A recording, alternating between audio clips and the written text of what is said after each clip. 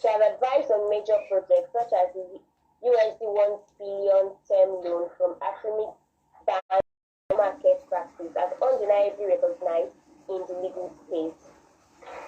She's going to be speaking with us on how to build a specialized career in capital market practice. Okay, hi, good Thank you afternoon. for joining us, Ms. Ayodele Kadri. You have the floor, ma'am. Thank you so Good much. It afternoon, ma'am. is good afternoon, good afternoon. It's an absolute pleasure to be here.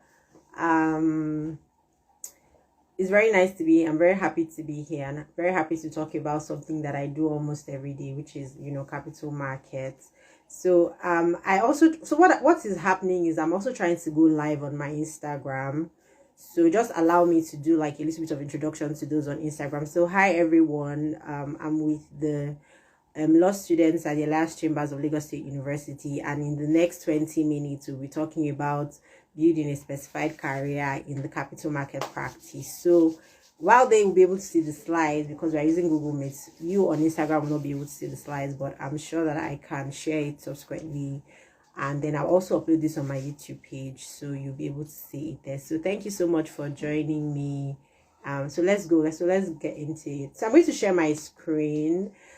So can I get a feel of the people that are here? Do I have, if you can just put it, I don't know how I'll be able to do it, but it's really good to have an idea of the people that I'm talking to. Do we have of everybody from all the classes, or do we have mainly 400 or 500 level of students? Do you know? Is this something you can tell me?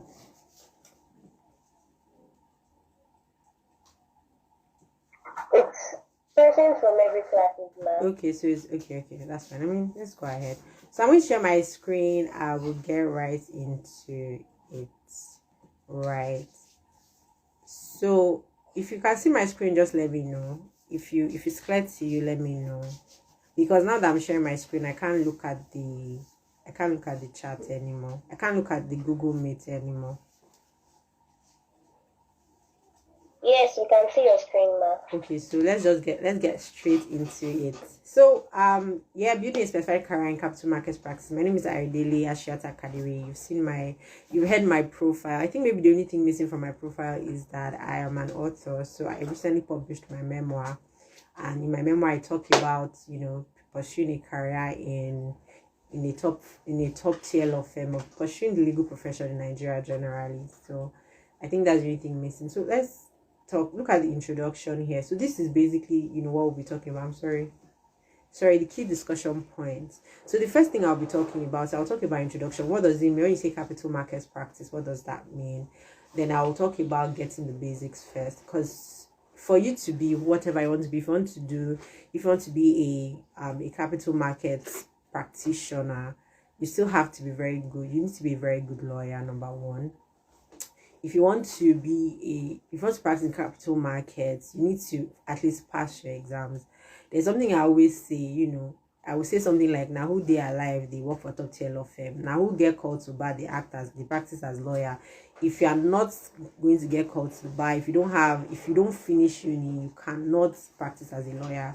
So you have to get those things. You need to get your educational qualifications and all those things. You need to get the basic skills as well. So we can't just jump right into capital markets practice. And then I'm going to talk about the JAPA perspective. I'll talk about the impact of the brain drain in Nigeria. If you call it JAPA, we call it brain drain, call it mass exodus of young professionals generally, and how it's going to affect, or how it should affect your career choices, even whether in the capital markets or not. And then I'm talking about black and white or not, in the sense that, well, we think about it as a lawyer. I think you're a lawyer, you think you have to work as a lawyer. Not necessarily. You can do, I think maybe this is what I say when people ask me what's my weakness. I think that my weakness is I think I can do everything. I feel like if you tell me today that I should come and be a minor, I'm just going to do it. So I feel like maybe that's something that you get as a lawyer, because you're doing law is a versatile course. For you to advise on medical law, you need to understand this bit of medicine. But this is where I'm going. Where I'm going is that you can be in the capital market space and not even be a lawyer, even though you've practiced as a lawyer. So that's why I titled the black and white or not. So black and white in the sense that you have an option to pursue a career with your wig and gown as a lawyer, as a solicitor, or you can also practice in the capital market space and not be a lawyer. You're not practicing as a lawyer, you have other things to do. And then I'll take questions and answer. Is everybody with me to this point? Can I just get, because I can't see the Google Meet. I'm looking at my slides, so I just need you to tell me that you can hear me. Yes, ma, we can hear you. All right. Okay, very good. So now let me just go straight into the introduction. So what does capital markets practice entail? So if you think about capital markets, you think about, if you hear things like shares, you hear things like stock, you hear things like securities, you hear things like IPOs, you hear things like public offerings, you hear things like stock exchanges, you hear things like investment. That's really what the capital markets practice is.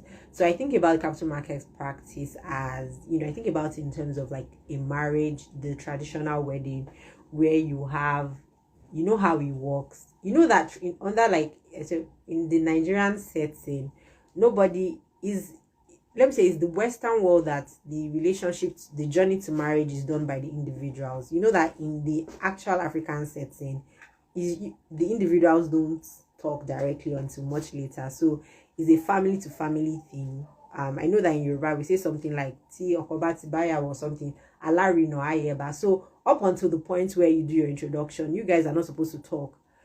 So basically, let me go back to I think about the capital markets, ecosystem as that traditional setting, because it's typically, a company trying to cut investors, whether equity. And when you say equity, it means like they become owners in the business, right? I believe that we know that.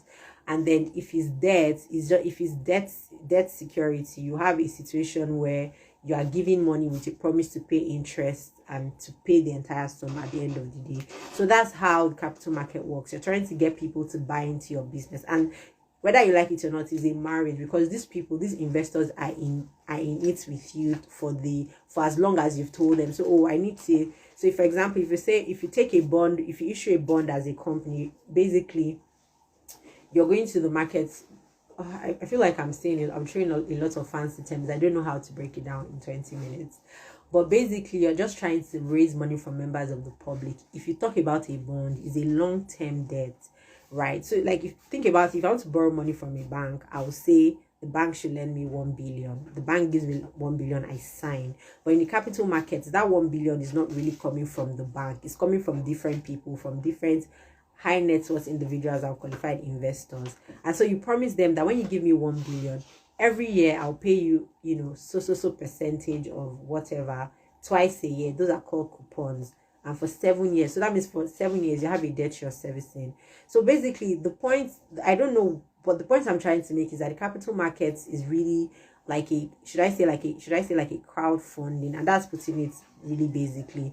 It talks about how you raise money, equity and debt, from members of the public, basically, or private, to be fair, but basically you taking money from members of the public. And like I explained, I think about it as, the traditional marriage setting, because in the marriage setting, the family members do everything that needs to be done.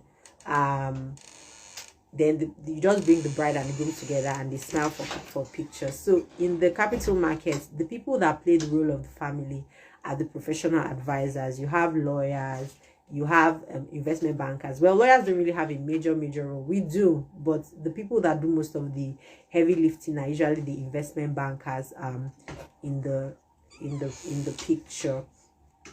So that's how to look at it. So I said you need to familiarize yourself with common terms. So talk about securities. There are units of ownership. Units of ownership, that's equity, but units of evidence of indebtedness, and that's debt. So it could be commercial, it could be long term as in bonds, it could be short term or medium term. If it's medium term, you're more likely to refer to it as a note. If it's short term, you're talking about maybe like commercial paper, but it could still be a short term note. So I'm sure some of us must have heard about equity traded exchange traded funds. So again, some units of ownership, but that's like pooled funds. I don't want to go into technical thing because it's really about the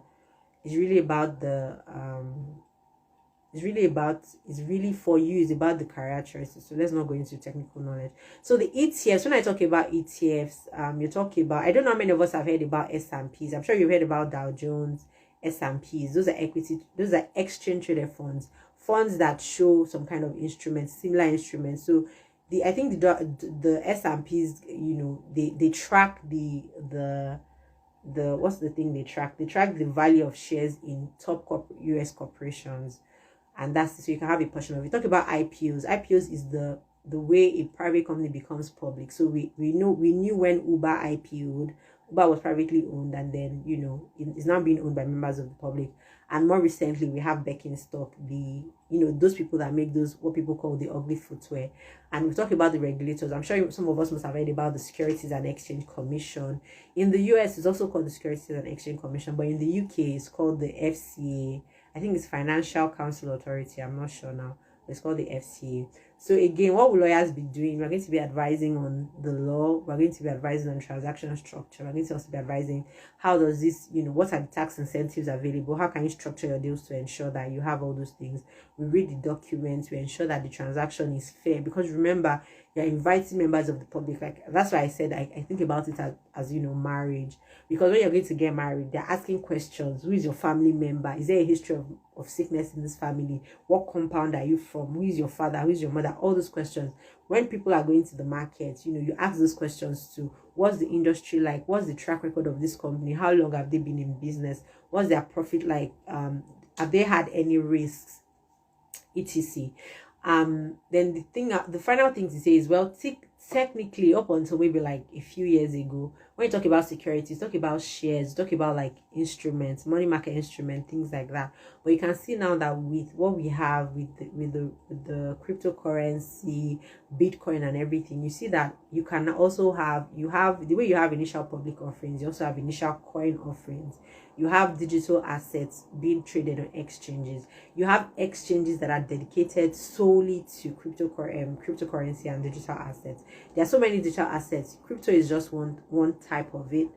You also have what they call this new one now, NFTs. You have tokens. So the market is getting bigger and bigger because of technology. Although generally people think about it in terms of, it's tech, it's fintech.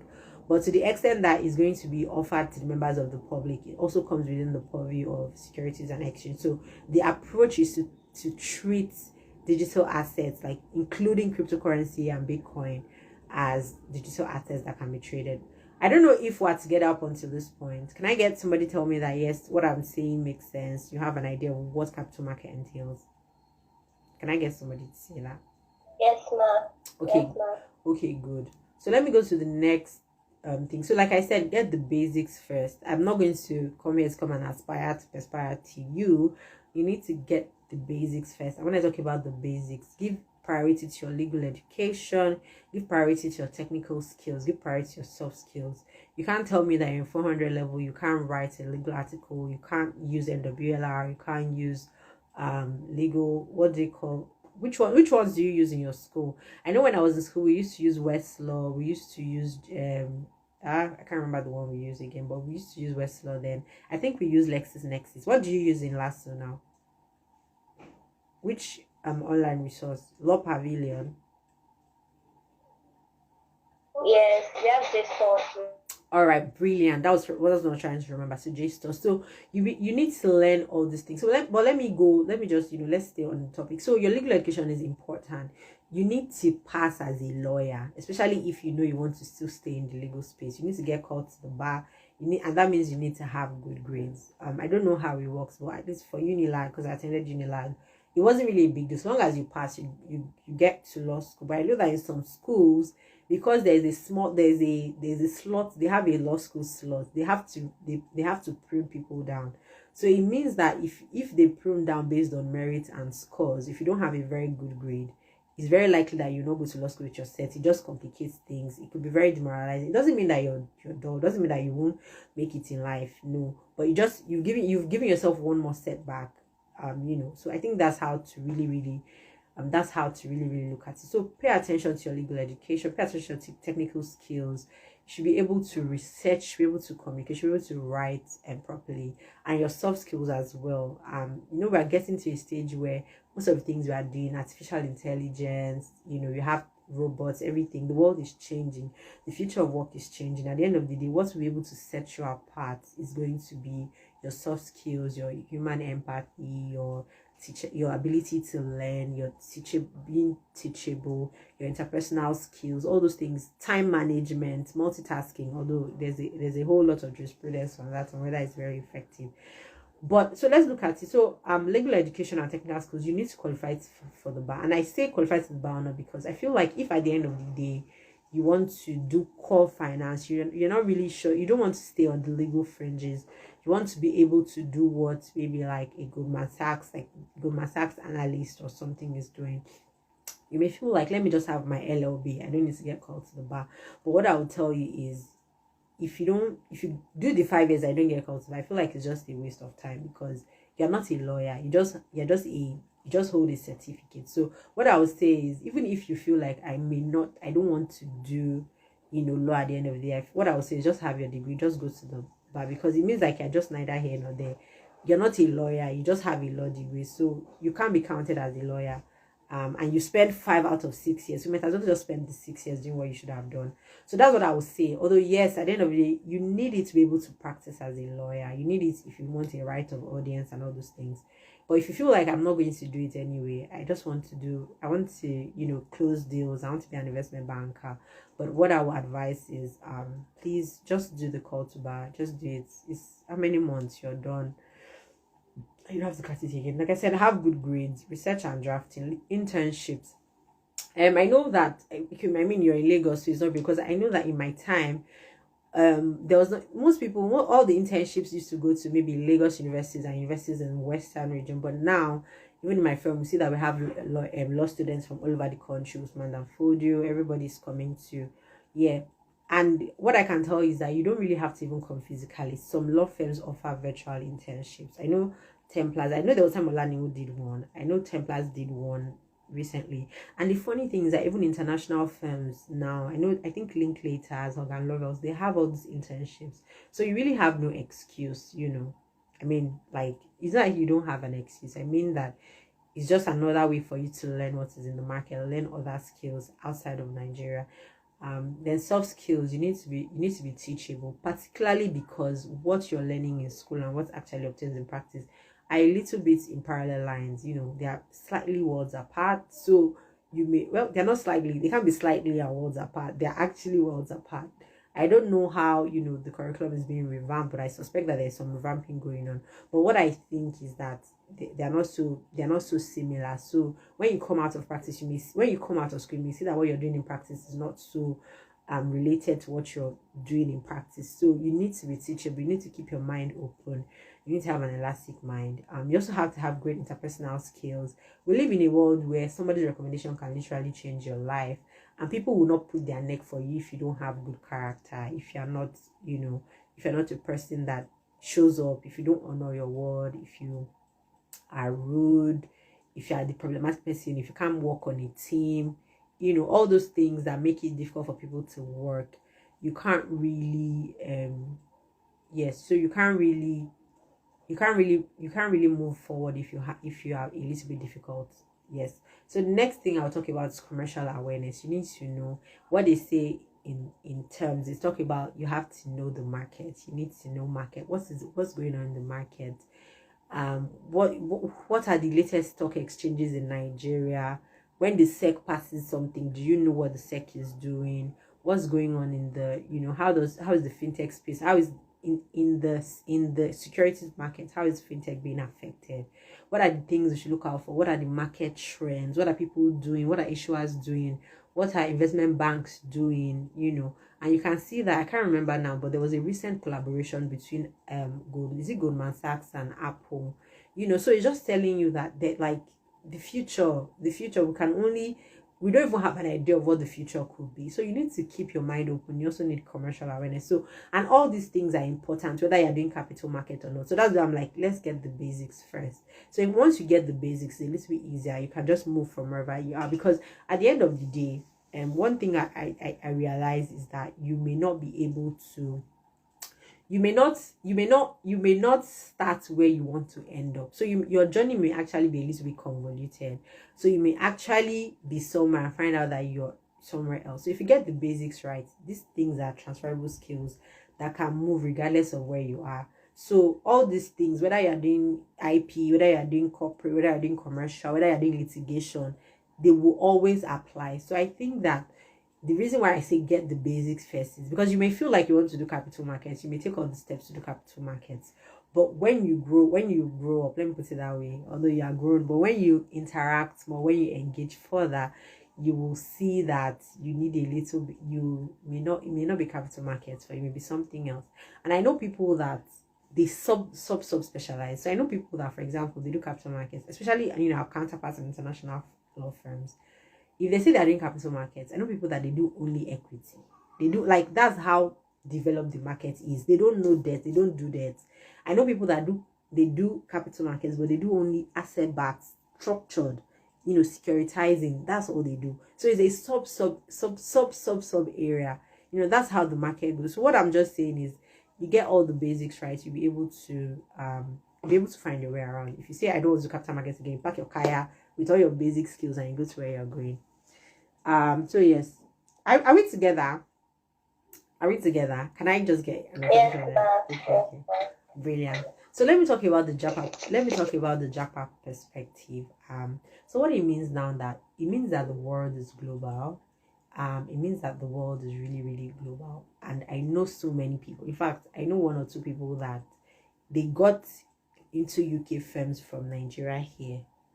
I know somebody, I think I know a couple of people maybe that were, in fact, I know somebody, I don't know if I should mention the name of the law firm anyway, but there were people that they got picked from here into Amazon. They got picked from here into, UK law firms. You understand? It's not until when maybe you are, because I know that the path is go and do a master's, do the New York bar, then you move. But now I'm saying that you can move directly. In fact, I know somebody that she's just in her first year, and she got invited to, she got a job in the, in a UK law firm, in a Magic Circle, Linklaters to be precise.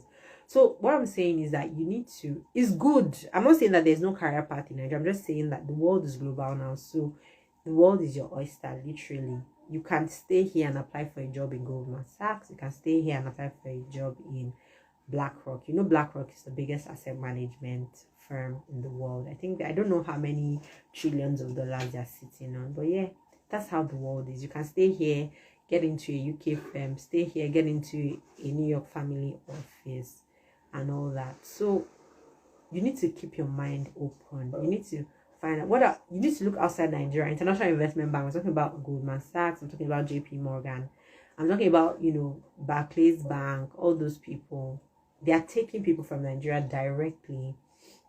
They have some undergraduate programs, internship opportunities that they open up to everybody, whether you're in the UK or not. So once you get your foot into the door with all those things, it's just a matter of time. International law firms as well, I've talked about that. Even fintech and tech companies, you don't need to look at international firms. You can look at fintech guys as well. Because the thing about fintech is that they want to keep the team small. They're looking for talent. They're looking for people. When you hear founders talk, they want people that have the same dreams that they have. So whether you are in LASU or wherever, if you have the same dream that the founder has, they're going to work with you. They want to keep the team small. They want people that want to learn more and all that. So in fact, people always say that experts are too expensive for fintech, for startups, because experts are more or less made in their ways. But you're young, you're malleable, you're open to learning. You are the prime candidate for tech and startups. So again, bottom line is keep your mind open. When you say capital markets, don't necessarily have to end up in NGX. And that's not to say NGX or the Nigerian market is not a good place to find a career. I'm just saying that have that perspective. Can you hear me? Are we together? Does this make sense? Can somebody tell me if this makes sense? Yes, we can hear you, ma'am. All right. We can hear you. All right, brilliant. So let's now go into it. So what I've said is you can pursue a career path within the law, outside the law, and through academia. So when I say within the law, you can actually pursue a career using like law firms. You make a list of and it's very easy to find law firms that are, doing a lot of capital markets work. Elias does a lot. We are always nominated for the Gold Award on FMDQ. The Gold Award is an award that tries to recognize the firms that are advised on most deals on the FMDQ. So we're always nominated for it, and some of our other colleagues as well. But it's very easy. So what you just need to do, go to FMDQ, look at the Gold Award, look at the law firms that make it. Go to ESQ Awards, look at the law firms that are shortlisted as capital market firms. Go to IFLR, look at firms that are ranked in capital markets. Go to Legal 500, look at firms that are... So once you have a list of like 20 firms, you know that these are possible places where I can start my career from, you know. And then look at people on LinkedIn too, who is putting out things, who is putting out thought leadership, all those things. You can tell, oh, this person, where does this person work? You add it to the list. So you have a list of possible commercial law firms that you can pursue a career in. Then you also look at the legal department of market participants. So you can decide you want to end up in, SEC has various units. They also have legal. So you can decide to work with the regulator. SEC is the regulator. They have a legal department. So definitely you want, if you are in, it's something to pursue. If you're thinking about the exchange, FMDQ is an exchange. How many exchanges do we have in Nigeria? We have FMDQ, we have NGX, we have NASD, we have LCFE, we have Lagos Community and Futures, Commodities and Futures Exchanges. So those are 4. So 4 possible places. We also have AFEX. I almost forgot that. We also have, the African Exchange, I think. Yeah, that's what they are called. So that's 5. So you have 5 possible places. You just need to join their legal department. Yeah. And the General Counsel of NGX is actually very vocal. She's an advocate. She's really vocal, very public. You see her, she's always almost in every important SB or anywhere lawyers are gathering. NGX is always properly represented. Same for FMDQ. They are doing very good work at FMDQ as well. They are bringing up different products. There was for a very long time, derivatives, over-the-counter derivatives were being traded on FMDQ. So it's a very good place. So these are places where you can, start your career. But you can also work with, the investment banks. You can work with Vertiva. You can work with RMB. You can work with Stanbic, FBN Quest. Most of these banks actually have investment banks. So UBA has United Capital, Stanbic PLC has Stanbic Capital, RMB, Rand Merchant Bank has RMB. There's Vertiva, the RenCap group. That's the Ren Money group. They have RenCap as well. They have Renaissance Capital. So most of these banks, FBN First Bank has FBN Quest. So they have Meristem, there's Meristem, there's so many, and you have all other people too. You have ARM Asset Management, ARM Capital, you have Cedros. There's so many. You have so many. You have in fact, even the current governor of the CBN, Elias, I think is he an FTI or something, FST or something like that. So there are so many firms you can work with. These people are issuing houses, they are brokers, so they have legal departments. Those are places where you can start. They have trusts, entities. Those are where you can start. But I'll give you the advice that I was giving, when I was starting out as a lawyer. And most of the advice that you will get is try to cut your teeth in a law firm. Just try, get a very good law firm. Once 2 years. But the thing about that advice is that it's very dicey. If you start in a litigation law firm, it may not really work, because it may not really work for you to move, because once you start in litigation, if you want to move, you are more likely to be taken into disputes and litigation. So, but I think generally just starting a firm where you can get a very good base, where you have a very good principal that is really sound in some of these things, both corporate and commercial, and a little bit of capital markets. But the thing is, capital markets is very niche. And that capital market law firms have to register with the SEC. So it's not just every law firm that is even registered to advise on SEC issuances as well. So you need to find out. But as I said, if the starting point is look at firms that are ranked on all these international directories. Those are the firms that have deals. Those are the firms that get deals. Right. So let me go to the next one. So outside the law, so what I said is that's if you want to stick to the law, you want to still use your law degree, but you can decide not to use your law degree. So you can think about, so some of these investment banks have graduate trainee programs, right? So you're fresh, you're just leaving school. So instead of maybe going into, a GLIS, you can do the graduate trainee, because they would, so in that case, you're doing a graduate training, they're not going to teach you law, they will teach you their core businesses. That's what they want you to do. So if you think that, well, I'm not really sure I want to do this, my lord, may I, if I may, please, I'm not interested. I'm not really sure I want to do law firm. I'm not sure I want to work 9 to 12. I want to do 9 to 5 and that's it. I don't want to be looking at documents. I want to be advising on the deals. I want to be doing deals. I want to be doing roadshow. I want to talk to investors. I want to teach people how to advise. I want to advise people in relation to the money and not the law of the money. So you may look at the graduate training. Some of them have. I think Mary STEM had some. Some of them have. So maybe we want to explore that option. You can also think about there's something they call the CFA as well. I think that one is for people that are doing core finance and all that. I think it's a little bit expensive, but I mean, if you want to do core work, want to join a Stanbic, want to join a JP Morgan, you may as well want to do the CFA. And the thing is that it's an international certification. So you also have some international organizations that do training like ICMA. I think it's called the International Capital Markets Association. They do derivatives training, fixed deposits, so many things as well. So you also have the Chartered Institute of Stockbrokers or something. If you want to do stock, if you want to become a stockbroker, if you want to just do a broker, be a broker dealer, you don't want to do law, that's another option for you. So you will still be in the capital market space. So you can do core finance, asset management. You just need to get your foot into the door. And one way to that, I think I've seen a few people that do an MBA and end up in Goldman Sachs. I think there's somebody from Unilag. She's very active on LinkedIn. I think her name is Imade Iyamo. So you may want to check her out. She did an MBA and she's currently in Goldman Sachs as well. Although I think she worked in a law firm in Nigeria before she did that. So you see what I'm saying about how you can start and then just decide you want to do core. And you know that MBA is not law. It's just a part of it. So that's how you can say, well, I want to do capital markets, but I don't want to do it as a lawyer. These are your options. I want to do capital markets. I want to do it as a lawyer. You have your options. And then finally, you can actually do academia. But then you can start in academia, you can decide to teach, or you can also do academia and come back into practice. So the MBA is very versatile. You can end up in a startup. You can end up, I know somebody that did an MBA ended up in Amazon, from I think maybe Banwo or something. So that's the thing, And there are plenty good schools that do very good MBA. But one thing I learned from my friend that was doing an MBA is that schools have their strong points. So I heard, for example, like Oxford. If you do an MBA in Oxford, you are more likely to work with non-governmental organizations. That there's a bias for non-governmental organizations there. So when you're going to think about an MBA, think about programs or schools that will give you a leverage close to where you're going to.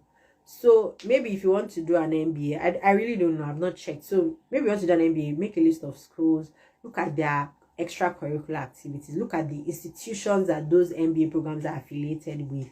There are some people that will probably be focused on startups. So I guess if you want to work in a startup after doing your MBA, Stanford is where to look to, because Stanford is also in Silicon Valley. So there are so many decisions that should go into you doing your postgraduate or your academic studies. Really, I know that for most of us, we just want to leave Nigeria, we just want to japa. That's not bad, but I think that the best thing you can do for yourself is to maximize your decisions. So if you have a particular goal, so if you're looking at, if you're thinking about, doing something capital markets, you want to go to where the investment banks are. Where are the investment banks? Investment banks are in the UK. Investment banks are in the US. JP Morgan, Goldman Sachs. So you want to look at all this. You want to look at Barclays, look at like strong financial institutions. So you want to look at Europe and you want to look at US. So any other place may not give you what you want to do. So that's one thing. M.Sc. So there are some LL.Ms that have finance. So a master's in law and finance. So Queen Mary has one. And then of course Oxford. And the good thing about Oxford is that you take some classes with those in the business school. So you take some classes with those doing an MBA as well. So that's one way. And what this does for you is that it gives you technical knowledge, really, because I'm not sure that we have any like major institutes in Nigeria that teaches all these things. I'm very serious. Although maybe it's like a passion of mine to kind of maybe put something together, but yeah, it's not easy. So that's one of those things. But yeah, I think that there's so much knowledge in the capital market that is not documented compared to somewhere like banking and finance, where before you cough you have like 55 textbooks already. But for capital markets, it's not really like that. And I guess it doesn't help that it's also it's country based. So SEC rules in Nigeria are different from SEC rules in the US and for the UK as well. In fact, for the UK, it would have been a little bit complicated because they had both their laws and then the European Union. That was when they were still a member of the European Union. before the Brexit. And so LLMs, I talked about, there are some that are not M.Scs, they're just LLMs, just finance. And this program is a very good program, Institute for Law and Finance, because it is actually interdisciplinary. Your classmates will not be lawyers. They're going to go to school with economists, you're going to go to school with accountants, everybody that works in the finance space. Think about Germany, think about like networking opportunities. The future is really, really bright. But the issue is Germany. I think because it's taken in English, but I feel like for funding opportunities, you need to learn German. I think you get better funding opportunities if you kind of have some German proficiency. So, but the classes are taken in English. Nobody will shoot you. But if you're looking at Germany, it means that you have to pay attention to the language because opportunities may elude you. And so, ladies and gentlemen, with these few points of mine, I hope I've been able to give you a little bit of an idea on how you can start a career, pursue capital markets. I will just stop sharing my screen so that I can look at so I don't know if you have any questions. I don't know if something I said that wasn't clear. I don't know if it's something that maybe you didn't agree with. So that I can just take questions and know that, So if you have any questions, please raise your hand. Thank you very much, Ma. Thank you for such an insightful session. We really appreciate it. So if you have any questions, please raise your hand. Okay, somebody's raising their hands. Please go ahead. Okay, goodness, go ahead. Okay, thank you very much, Ma, for the talk. Really appreciate it. You're welcome. My question is, I think during the COVID-19, there was something that was really trending. I was always seeing it on LinkedIn, SPACs, Special Purpose Acquisition Companies. And so I didn't really get it, but I just really did this random reading on it. But now I feel like we don't get to hear much about it right now. It's like people have abandoned it. So can you just maybe share a little bit on what it is and why we're no longer seeing much of SPACs basically. And then my last question is debt capital markets. It seems like people prefer bonds to maybe a loan from a single bank. They prefer either bonds or syndications to just getting a loan from a single bank. I don't know whether I'm right or something like that. So maybe you can share light on that. Okay. That's all, Yes. So for the sparks, I'm not really sure that I'll be able to answer your question because it's not something that I'm very familiar with, I'm afraid. But I guess maybe it was just probably a way around. So this is my understanding of how sparks. Never mind. I'm not really sure I can answer your question. I don't know the commercial. I really don't know why it was an option. Maybe that was it. It was just a way of getting people. Maybe it was a way of circumventing the rules of public offering because maybe like a private company could not offer, so they will create a SPAC to do the offering. Then the SPAC will not acquire the private company or something. I'm sure that there's a commercial reason why it was. There was a commercial reason it was a little bit popular back during COVID, but I don't think that it was a COVID thing. I think they've always been, in existence, right? But I guess the thing about trends is that when something is trendy, it's trendy. So people just jump on the bandwagon because this is what everybody's doing now. This is what we think and that's the thing about commercial awareness, because people think maybe this is what investors will like. So let's structure our deals to be this way, right? So maybe that was the trend then, and now that everybody has finally been able to sift between the wheat and the chaff, people are probably realizing that we really don't need to go through the sparks to achieve what we want to achieve. So that's probably how I would just explain it. But in terms of like how it works and all that, I'm not really conversant with it. I've not done it before, so my experience on it will also be almost theoretical as yours is. So I don't know if I answered that first question. Goodness, if I have been able to give you a little bit of this thing. Yes. Thank you. Okay, so just to recap, I think it's just how this is what investors are doing now. Let's do it so we can get more investors. Everybody jumps on a bandwagon, But after some time, investors become wise and realize that let's just do what we've always done. No need to jump on a trend. So that's one way. So the second question around syndication. So just to give a little bit of context, syndication of loan is when you're not collecting from only one bank. So for example, I need 1 billion. GTB gives me 1 billion. That's just a simple loan. But syndication is GTB goes to Stanbic and says, Stanbic, I have a $1 billion deal. I have somebody that needs 1 billion, right? But I can't give them 1 billion. How much can you give? Stanbic says 200. GTB goes to Access. Access says 100. GTB goes to Fidelity. Fidelity says 200. So at the end of the day, they just gather the money. So that's a syndicate of lenders. Just to explain in case people don't know. So the thing about syndicating is maybe it's more expensive, I guess, because now what will happen is that you have many lenders. You need to have a lead arranger for those lenders, and those lead arrangers have to get paid because they are doing work. So it's another level of administration, because every time the borrower needs to communicate, the borrower cannot go and communicate to 8 lenders. The borrower has to communicate to one person who now goes to go and talk to the other lenders behind it, right? So I think maybe it's just a little bit expensive. It means more documentation and all that. And then more banks will mean, they'll tell you this is what we do internally. We can only give a minimum of this. So you have to kind of find a way to ensure that all the lenders are treated equally. You have to, if any lender has a special wish, you need to be able to give that lender the special, a special condition. So it's just like, why am I going through so much stress just to collect this money? And you know that the interest rate of banks is very close to the rate of inflation. Meanwhile, for bonds, it's cheaper. Bonds is maybe like between 9 to 12%. But if you're collecting from banks, it'll probably be like 20-something%. So, and you still pay fees.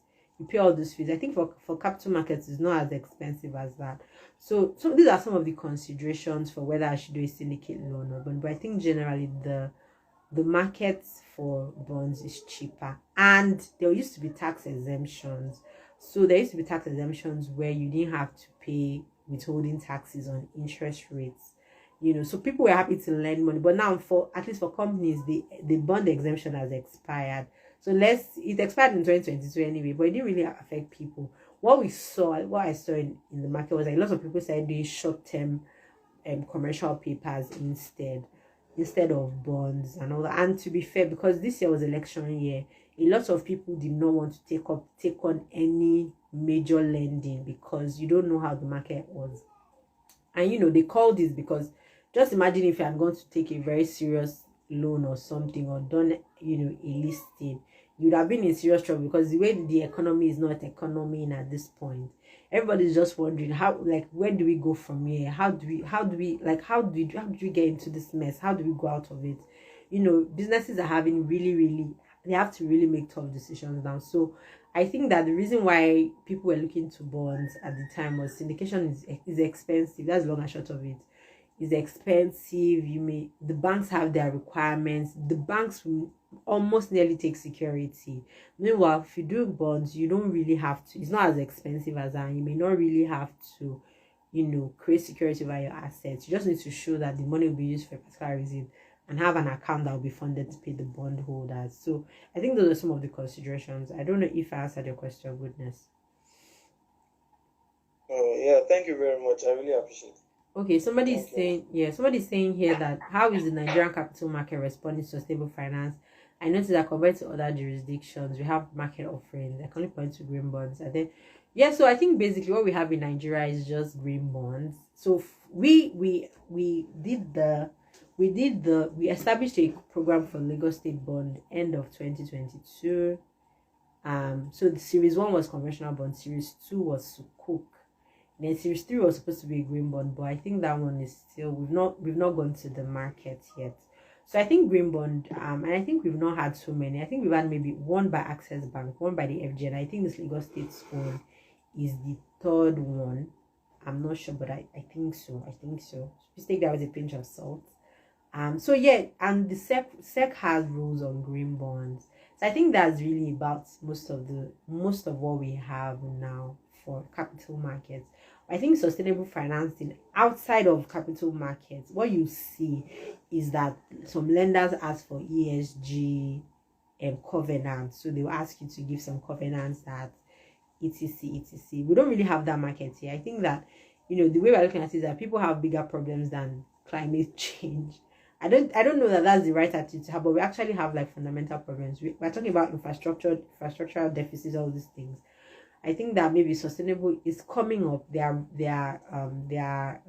are rules for it. You see the market. You see people trying to say, "Oh, we need to do this," but the problem with Nigeria is, that we can be very extreme in this country.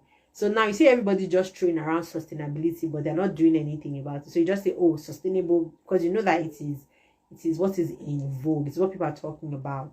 So you're just throwing it out there that, "Oh, we do this, we do that, we do that." But I think that we have like minimum frameworks for green bond. For that sustainable financings, I'm not sure, but green bond, yes. Then in the private market space, like private lendings and loans with some lenders, particularly DFIs, they will usually just ask you for they will ask you to give some covenants on ESGs and all that. So it's a big deal. You see it more in the corporate space. You see more where people are investing in equity. So you see maybe like a private equity firm comes in. Yes, all those private equity guys, the private equity firms, they are big on it, So there is a conversation around it, but I just think that we're almost at a perfunctory level where people just say, when you're in a room talking about finance, you're not talking about sustainability, it's not complete.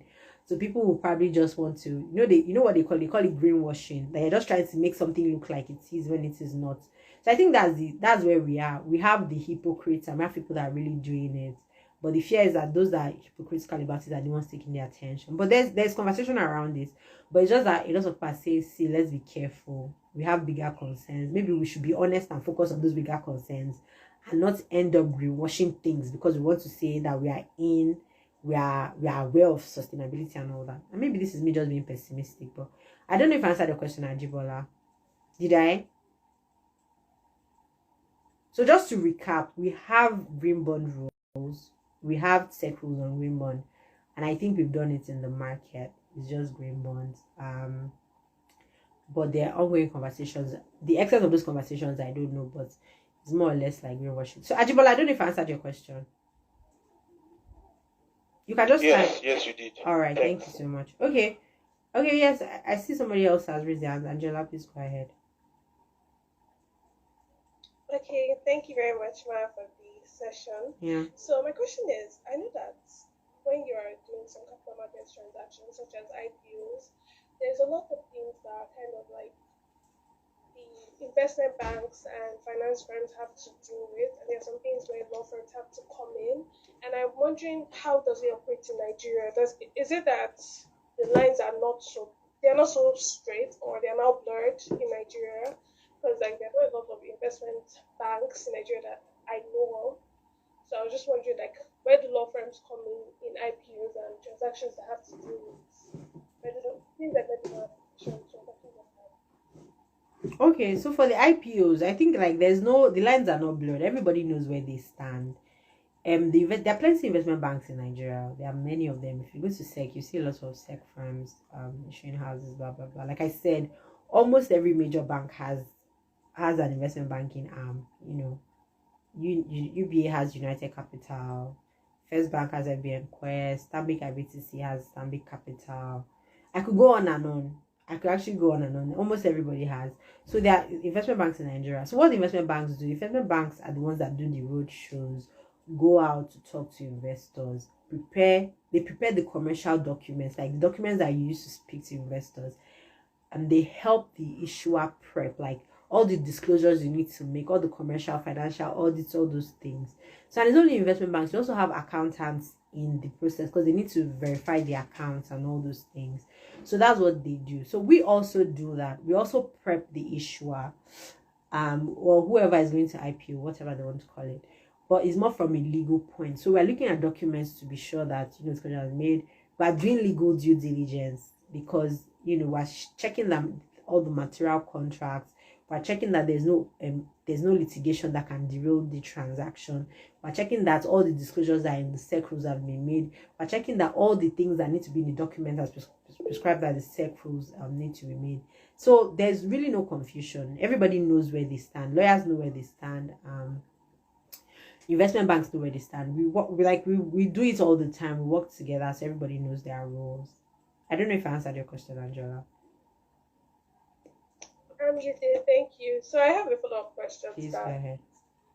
And yeah, so I wonder, like, do law firms still do like due diligence research, like collect all the materials from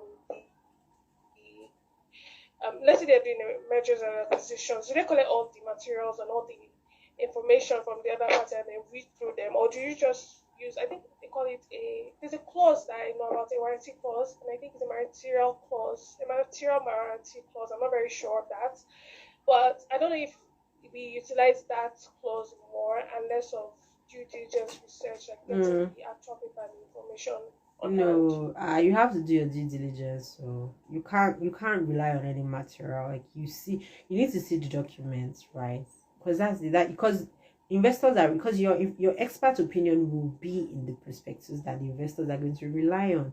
So you have to do and you have to be objective. You need to say, or even if they tell you we have everything is not that, you have to see it, because you're going to give it an expert opinion that the investors will rely on. And under the ISA, misstatement by an expert is both criminal and civil.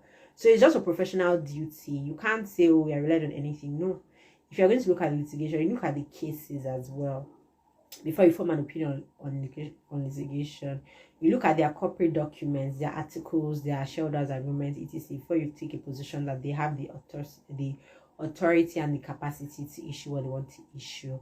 Then you can also now look at their material contracts as well to be sure that they don't need to give any consent or anything. So you cannot rely on any whatever they give you. You cannot. You actually cannot.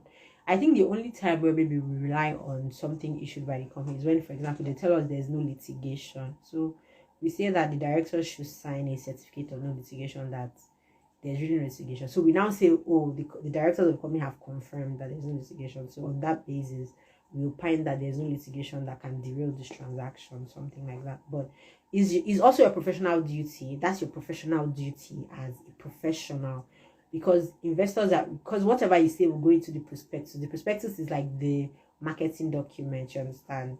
The prospectus is more or less like the CV of the company that is looking for debt or equity. So when you put that there, that's what the investors are looking at. So, and when the investors the investors will see accountants, confirm, they will see report, they will see the auditor's statement, and they will see lawyer's statement. They are relying on you. They are saying these professionals have done their work, and these professionals are telling us that there's nothing wrong. So you have to do an objective analysis, an objective review. You cannot rely on anything that was said. If you've not seen it, you've not seen it. You see, if I didn't see it, I didn't see it. I'll say I didn't see it. I don't know if that answers your question. It does. Thank you very much. Wow. All right, thank you very much, Ma. I also wanted to ask, for those of us that would want to specialize, do you think there is any specific book, materials, or articles that we can read to get more information on it? So, well, like I said, like I was saying that unlike other banking and finance, where you have lots of material, I think for capital markets not so much. Although you have articles, different law firms give articles every now and then, but the problem with the articles is that they are not targeted at people that don't know. The articles will always start on the premise that some foundational knowledge is there. Do you understand? So I know, for example, now we've issued a lot of articles, but we're talking about maybe tax treatment or withholding tax on bonds. We're talking about tax treaties. My assumption is that you already know all the tax treaties that apply to bonds and withholding tax. Do you understand? So I'm just building up on that. So I think that's the issue. But what I would say, what really helps is that I think just knowing what can really help you is just having normal finance knowledge, understand all these finance terms, understand what all these things mean, all the securities, IPO, ETFs. And one resource I would recommend is, I don't know how many of us know Money Africa, although that's an investment class. It's an investment financial literacy platform. But not only Money Africa, there are many other people that talk about but she has, if you join her community, she has things, she talks about money, she'll tell you the difference between treasury bills, money markets, all these things, all these small concepts. They are really they help. They can really make the difference. So you can also follow some of these I don't know, some people that do analysis. So like Nairametrics, I recommend you can read Nairametrics. You can read them ProShare. They have very good articles on commercial awareness on market. But again, like I said, they're not usually written for people that are just trying to get into the space. They just assume that you have some basic knowledge. Maybe this is my sign to do what I want to do with the capital market. But you have different things scattered here and there, some small articles here and there, but I don't think you have like a book that I can recommend. I mean, if you find, I'm very happy to, but I've been looking for as well. So I don't know. So law firms issue this thing. So what I would suggest, maybe when you read from a law firm, you go to Investopedia. When you see a term you don't understand, you check it in Investopedia. You check IPO for dummies. I used to do that when I started. Even now, when I find a word I don't know, I just check for the meaning for dummies. Like I want you to break it down to me to the most level possible. So I don't have any textbook that I can recommend, but like what I said is, all those people that talk about financial literacy, they have like they break down. I think Money Africa is very good. You don't even have to be a part of their community. Follow them on Instagram, follow them on LinkedIn, sign up for their newsletter. Tosin, that their founder, she sends newsletters. They have they address all these things. They'll tell you what does treasury bill mean, should I buy government bonds, and she breaks it really, she makes it really basic. So I feel like these are some of the terms you come across in the capital market space, and you'll be able to do it. I don't know if this really helps, but yeah, and then follow people that talk about things like this. I think there's a guy Kalu on. If you follow Tosin, follow Kalu. Yeah, you can follow me too. You can also follow me on LinkedIn, or send me a request. I just started a hashtag, everything capital markets. I'm hoping to sort of just make sure that there's information, just like bit-sized information for people that are just starting as well. I don't know if that helps. Yes, it does. Thank you very much, Ma. Thank you so much once again for this session. I'd like everyone to also show their appreciation in the in-call messages. And at this point, I'm sure every one of us has at least one or two things to take home. I would like to hand over to the HOC at Angela Olua to give the vote of thanks. Angela. Good afternoon, everyone. Thank you very much, everyone, for being here. I would like to first thank God for ensuring that this program actually came and making sure that it actually went very smoothly and that we're doing deals that met. Okay, I almost forgot. I'm so sorry. So that's the end of the session. And you can hear that they are giving votes of thanks. So thank you so much. I hope you have a better understanding of capital markets. Bye. The expertise in this field is truly a blessing.